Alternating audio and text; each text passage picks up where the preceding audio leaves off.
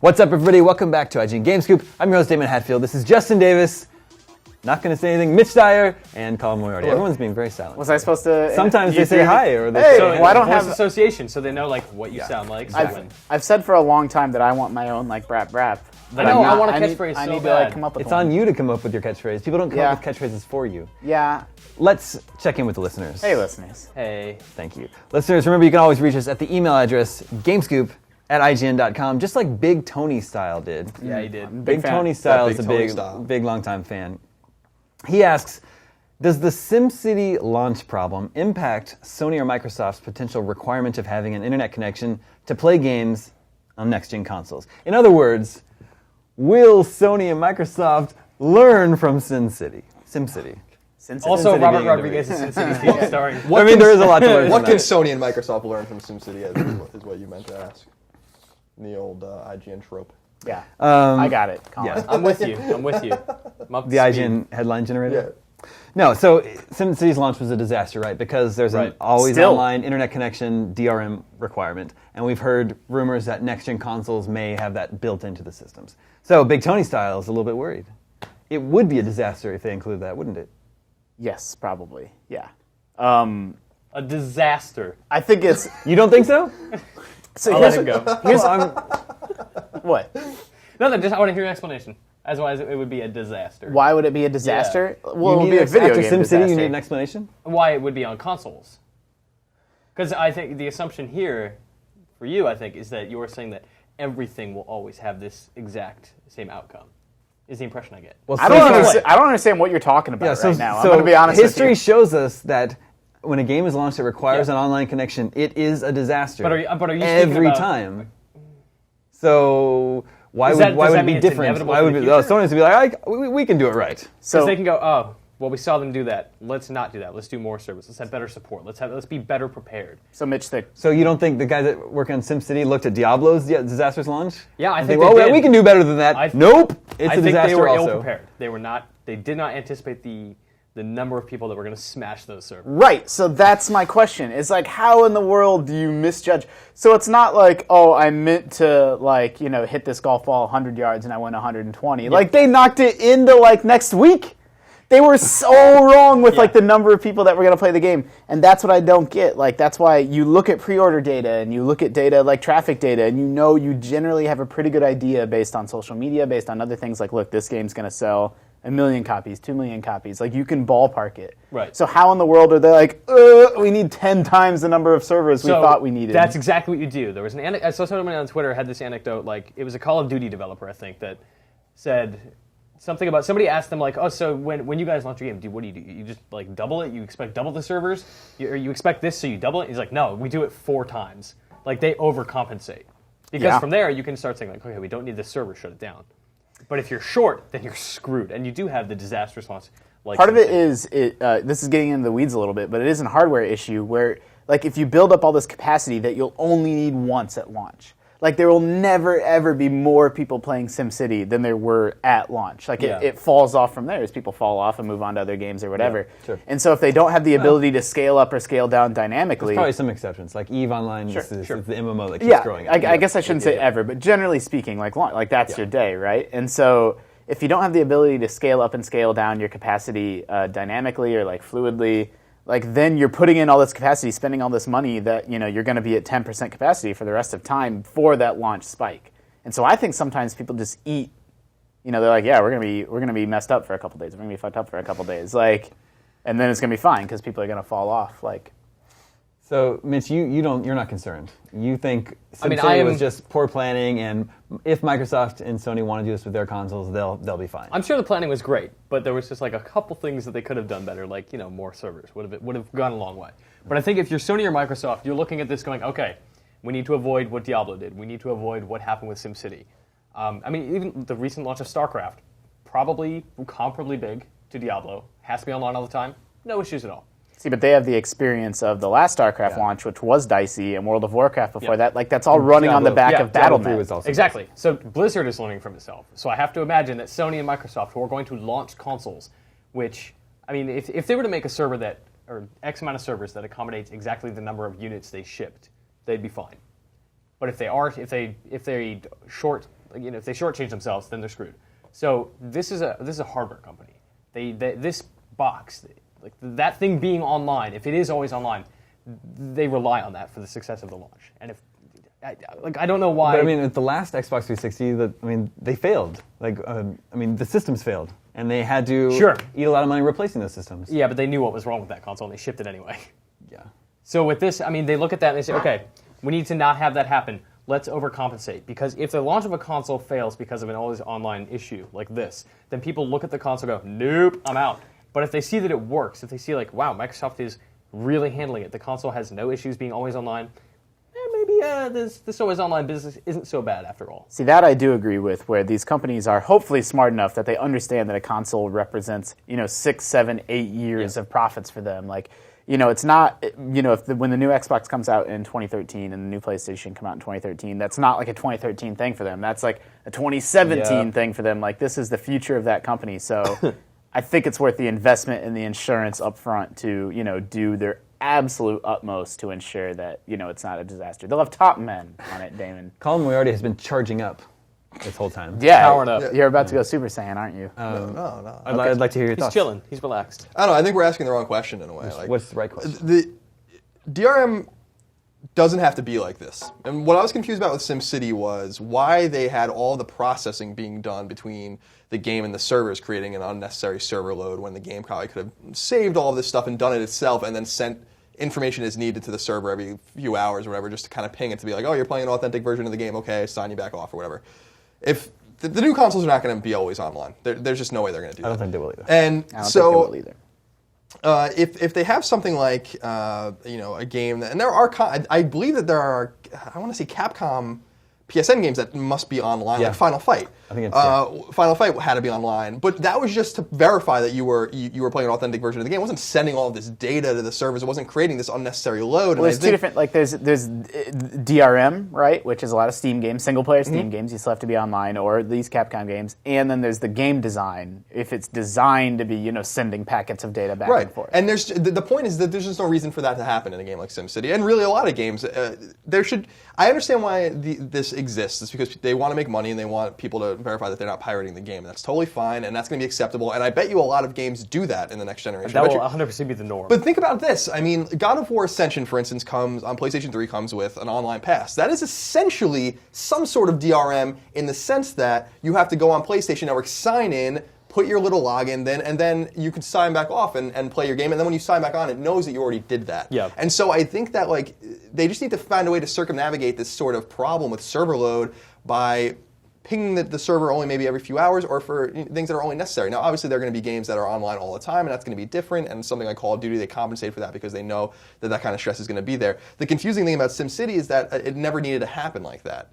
If people were just queuing up to just ping the server, Origin, to just be like, hey, this is an authentic version of the game, sign back out, next person, over and over, there would have been no problems. Well, we're still finding out, modders are saying, you can play SimCity offline. It doesn't actually need to communicate with the server. Certain websites have done tests where if you can play offline for up to 20 minutes before it's like, oh, this guy's not online, and then it boots you out. So, SimCity's specific design issues of how much it does need to be sending information to them from the server is still being sorted out. Yeah, and it's arbitrary in a sense, just because I guess the point I'm making is it doesn't have to be like this. Not every example is going to be like SimCity, because there are going to be examples in the future where they verify something very quickly and then let you go. And that's totally fine with me. I have no problem with that. The big question is, and I want to sort of revise or update a stance that I made previously on GameScoop, where I'm like, I think an always-on console would be cool because it does a lot of cool things. It opens up design doors. Destiny, right? Yeah, Destiny is the example of that's awesome, and stuff like that is awesome. I really like the way that community is baked into BattleNet games. I can chat with my friend in World of Warcraft when I'm in StarCraft. Stuff like that's great. And you can do that with an always-on console. And so I'm like, I think I'm fine with them. But the issue that I'm dealing with now in the wake of SimCity and other problems is, why does it need to be baked into the console itself? What advantage does that give you versus doing it on a game-by-game basis? Destiny will be always online. You'll be forced to be online whether the Xbox is forced to be always online or not. Why can't you leave it up to each game developer? And I'm like, someone put that to me in the comments. They're like, oh, Justin, why didn't you think about this? And I'm like, yeah, that's a fair point. Yeah, and the gameplay and social possibilities that you mentioned are exciting, but what people are finding with SimCity is they still want to be able to just play a single-player game on their own, not connected to any network. They want to have their city. They don't need they just want to play a game, not connected to any sort of server. Yeah, when I found out, because I was excited about SimCity, it was the first game since Civ 5 on PC. Where I was like, I think I'm gonna play this. I think I'm gonna jump in this game. And I started watching and paying attention. I'm like, this doesn't look fun to me. Like, this isn't what SimCity was to me. And so I don't want to play it. But the DRM thing really sealed it for me. Not that it exists, but that they botched it so badly. And so I spoke with my lot. I'm not buying this game. But that's like no one would say, oh, I wish I could play World of Warcraft offline. Like, it just needs to be, like, it makes sense when it's baked into the design of the product itself. And if it feels, like, gamers can sense if it's half-assed or if it feels half-assed. And even if they don't articulate it that way, that's why people are like, oh, I wish I could play SimCity offline. It's because the online isn't compelling enough like it is in a proper MMO. I think you're totally right. It is going to be dependent on software and not the hardware. Because if you look at, even now, we see Live go down, we see PlayStation Network go down, whether it's because of hackers, whether it's because of maintenance, whether it's because of an update. Sure. All of this stuff happens. If a console goes offline for whatever reason, suddenly those millions of people cannot access their console. That's a brick. Yeah, there's nothing they can do. Like, what sense does that make? Exactly. There's no way that they're going to do something like that. But I really do think that they're going to start to get around the used game problem and all that stuff by making you sign in to verify that the game's real once. And then it'll be locked somehow to your console, maybe in the future, especially with PSN games and XBLA games. I think they'll do that, and certainly with discs in the future. But again, I think we're asking the wrong question just because I don't think it has to look like this for it to work and for it to do the same exact thing. That's why I think it wasn't Maxis, it was EA's. Really, that was their blunder. I'm sure. It was their blunder. Yeah, I mean, people. We still are learning. SimCity is an evolving story, but I mean, what I've heard is that it was Maxis. Like, it was their game design. Everyone's blaming EA. Everyone's blaming EA, and I heard the scuttlebutt is that it wasn't EA. It was Maxis. But we don't know. That's all speculation. It's a good question. We have another email today from Teddy, or Shroomy, as his friends call him. He says, I see the connection. Just started watching the show. Love it. Wish it was a daily show. Maybe someday, Shroomy. My question to you all is, if you had to choose, what would be your favorite all-time game console, all-time favorite game franchise, and all-time favorite game? Top to bottom. Maybe as recent as a year ago, I would have said the Xbox 360 was my all-time favorite console. It's gotten clunkier in recent times. I don't know, it just seems like everything I do with it takes a long time. Loading a game, backing out of a game. Connecting to Netflix, it's just it's starting to feel kind of old and sluggish. Yeah. And I liked the menu layout much better a couple years ago before the redesign, when you could actually find games on the service. But I still love the controller and whatnot. But now I'd probably go back to the NES being my favorite game console of all time. Good times on that NES. Maybe we'll just start with consoles. Okay. Justin says he doesn't have a favorite game console of all time. That seems weird. I understand the wanting to be agnostic and stuff and to not have favoritism, but do you not have one you're like, this is where I have the most amazing memories with? The moment that I decided, I think I want to do video games for a living was the Nintendo 64, playing a lot of that generation. I was a teenager. I was starting to be, more social and have friends over to my house. I guess I played NES and Super Nintendo with friends too, but, I was old enough that, this was a thing that we did, socially as a group. A lot of GoldenEye. Mario 64 was a revelation for me. The first time you ran around, I didn't do anything in that game for, that whole evening. That was an incredible experience, just, running around and discovering... jumping into trees and a 1-up comes out and just running in circles. That's such a huge leap that we're never going to get again from, what was the game I would have been playing before Mario 64? Yoshi Island, I guess, on the Super Nintendo. That to Mario 64, it was incredible. It is. So I don't know, I have a lot of problems with the N64, right? And that's why I don't want to call it, my favorite console. But many, many hours playing, the Dark Bots in Perfect Dark and being terrified because they were so fast and accurate. Perfect Dark, man. Mitch? I love the Xbox 360. Yeah. That's my favorite by far. Not only because it has a bunch of my favorite franchises. It has Assassin's Creed, it has Mass Effect, it has Gears of War, it has Halo, which is great. But it also has that connection to the past. So I can go back and I can play Prince of Persia Classic for that old school experience. I can play Bionic Commando Rearmed to play a remake of one of my favorite games ever. Sure. And then there are direct ports of old games that I like Ninja Turtles 2. I love that game on the NES. And I can play it on my Xbox. That's awesome. That makes that console so valuable to me. Colin? It's got to be the NES. Yeah. SNES would be a close second, I would say. Yeah, but, NES for sure. we'll probably never see another game library as strong as the NES. No, I mean, Mitch makes a powerful argument that I was thinking about that with PS3. Like, I really love the PlayStation 3. Like, I really do. It's a great console and it has this connection to the past. And the Wii's the same thing with with Virtual Console and all that. But in terms of like nostalgic value, in terms of that controller just being comfortable, I mean, obviously the GameCube is my favorite controller personally. But What? Yeah. No, that's a great controller. It was Stop. a great controller. Yeah. Pause. What? Yeah. Yeah. I love That C stick. just the Garbage? That form It was a factor, double I love. analog stick. Yeah. It Every worked button's in a different effect, shape. I don't. No, I really like the triggers on Yeah. that. Oh, All right. It felt good. But anyway, I don't want to get They into weeds snap on down. it. That's fine. Just when I think about like my 10 favorite games of all time, when I really like think about it, at least half of them are NES games, and so Yeah. you know it's got to be the NES. That controller felt so good. It does. It still feels good. Like even when I play, It's just still, there's no buttons that feel that good. I've been playing Mega Man and Castlevania for commentaries here at IGN, and I've been playing them on Wii because it's just easier to capture, and it just doesn't feel. It doesn't have that same tactile control. It probably shaves like a minute and a half off my playtime just playing on that. how controller. crazy is it that the Wii D-pad is not as good as the NES D-pad? There is no D-pad as good as the NES D-pad. Like, what the fuck? Like, that's you would think you'd have that nailed by now. Yeah. Oh well. So Franchise. before we bounce, favorite franchise and favorite game within that franchise. I'd Is probably it within say, the franchise or is it a favorite game of all time? See, that's a separate question. I'm getting this is I a don't lot know. Are to. they connected? I 'Cause mean, have he just different says favorite answers. game, but I don't know. It would be so. Your favorite game isn't a part of your favorite franchise. Correct. No. Okay. Yeah, me We'll neither. allow it. We'll allow it. Me, I'd say the Half-Life series is my favorite franchise. Portal sort of is in the same universe, so I throw that in there too. But probably like Half-Life 2 Episode 2 is probably my favorite game experience of all time. Yeah, for sure. Super Metroid is my favorite game. It's like the perfect mixture of exploration, like exploring the game systems and exploring the game world. Like they marry together in like such a perfect way. You have so much freedom. It was a game where you didn't know what was around the next corner. Like you had no idea that before you'd. This is also before the internet, so I don't know if the game would have the same impact. But like you would get upgrades like the jumping morphing ball and new beam upgrades that you would never know what to expect. We've talked about this before, Damon. Now when I play games, I feel like maybe I'm just older and more jaded, but I can kind of know where a game's going before I even know where it's going. And with Super Metroid, you definitely didn't. You were much younger. Well, that's true. So I don't know. Back in your naive days. Yeah, but nostalgia counts, right? Like, so that's true. Maybe it is because I was younger, but that's just how I feel. Metal Gear Solid is my favorite franchise. I love those games. I'm the only person in the IGN office who is like, yeah, Metal Gear Solid 4, that score IGN gave it, totally good. I love that series. Everything about it's fiction, it's nonsense, its characters are crazy, and I love all of that. And I love totally stealth. legit. Yeah, But my favorite game of all time is Far Cry 2. I love the exploration of that game. Probably not a popular choice. But. Oh, definitely not.